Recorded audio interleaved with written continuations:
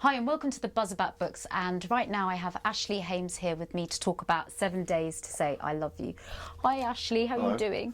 So basically most people might recognise you, or maybe other parts of your body, from a very well-known show called Sin Cities, which was on Bravo. You did that for a few seasons, didn't you? Yeah, it took over many years of my life and has, nearly broken me, but I've come through the other side. Discovering international sexuality type of things. Yeah, and it's been hard to get away from. Not that I'm wanting to get away from it. But Why would you want to get away from that? I think it was it's defined me a little bit too much. You know what I mean? You've done one thing and it's like you want to move on, but it was every kid's dream to do that, and I did it.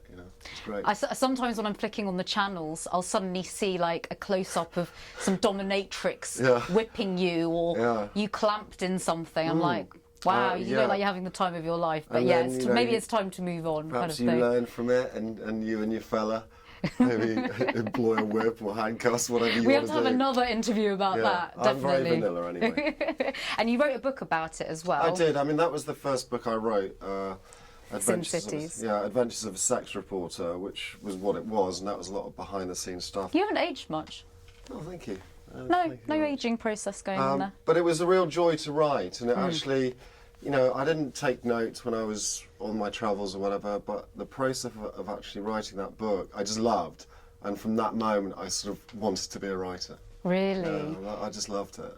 It's very satisfying, isn't it? It's very incredibly. And I hardly stopped. I mean, I wasn't sleeping. I was just writing and writing and writing. So you're kind of doing it as like a log type of thing? It was a stream of consciousness stuff, and then I honed it later on. I rewrote it, and the whole process of the crafting of the book was something I found really magical.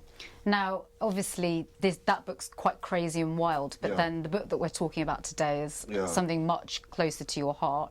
Of course. It's 7 Days to Say I Love You. Do you want to explain a little bit more about that? Yeah, I mean, this is the book I wrote it kind of takes you through the last week of my father's life. And it's I don't want it to sound too depressing, because it was just an incredible period of time, so intense, and it was as crazy as the previous book in its own particular way. But again, I didn't mean to write about it. I really had no intention of writing about it whatsoever. And then were you writing it during the No. I didn't. I wouldn't want to go there. It's something incredibly private, and many people would be like, why the hell have you written about that? But it's something, I guess, like artists, or I'm not saying I'm an artist, but I know a musician friend of mine, I remember saying to him, what are you going to do if you don't make it in the biz? And he goes, what do you mean? I mean, I can only write music, it's what I do. And this is sort of what I do. I didn't want to write about it, but I woke up at 4 in the morning one day, and I just went, bang, I got to write about it, and I just started writing. I didn't really want to publish it, but it kind of got to the point where I was sort of proud of it, and I wanted to get it out there. And there it is, it's self-published. I don't have a publisher. I was spending, way too many wasted hours trying to get in touch with publishers, and it's like... What was the feedback from them? What was the... Well, I mean, a few responses, negative. We can't place anywhere, but this is society. And this is modern Britain, and going mainstream is not something I'm necessarily interested in. I'm not necessarily interested in having a publishing deal. I'm not interested in making money from it. I'm just interested in, if people are out there and they're interested in the book, it's available. Yes. Buy it. Getting some distribution in some way. That's, to get people to read your story. I mean, the thing is, it's incredibly raw, and you're incredibly honest in it. Yeah. What did that feel like when you first put it online and you had all your raw emotions out there for people to see, friends and family? Did they read it as well? Yeah, my mum still hasn't read it, but I'm going to give it to her for her 70th birthday. But I was uncomfortable, like I said, putting it out there anyway, but it's something I wanted to do, and in retrospect, I'm really proud and happy that I did, purely because of the feedback. Yeah. Just the reviews on Amazon have just been amazing, and I read them. Most authors will be reading them. Yeah. So it's really nice to put reviews up. It means a lot to writers. Absolutely. Because it's very kind of writers feel very precious about what they write, because they put so much into it. And any good any feedback is just, you know, look, amazing. anything. We don't get any commercial or financial comeback. Yeah. Do you know what I mean? I've lost so much money writing these books. I mean, zero has come in pretty much. But in terms of sort of, I'm not really spiritual kind of guy. But that, it's just a nice feeling, you know, you write what someone's written, it meant something to them, they've had similar experiences. From the heart, Yeah, I didn't write it to help people necessarily. Do you think you did, though? Like people who went through similar experiences of having a loved one go through like an illness, and people like that.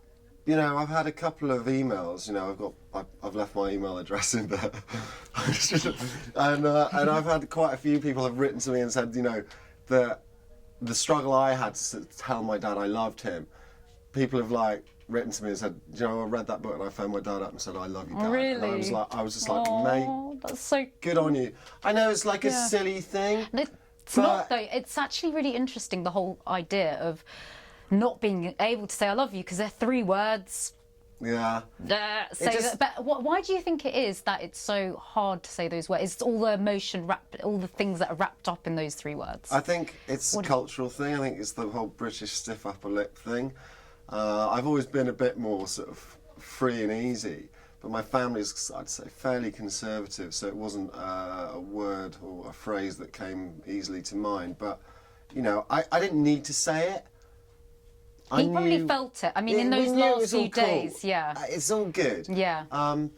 But I think it reaches a point in your life where if you haven't said it, or if it's not something that your family says, it's like it becomes awkward. Mm-hmm. Like, it's like if I forget your name, I'm not gonna.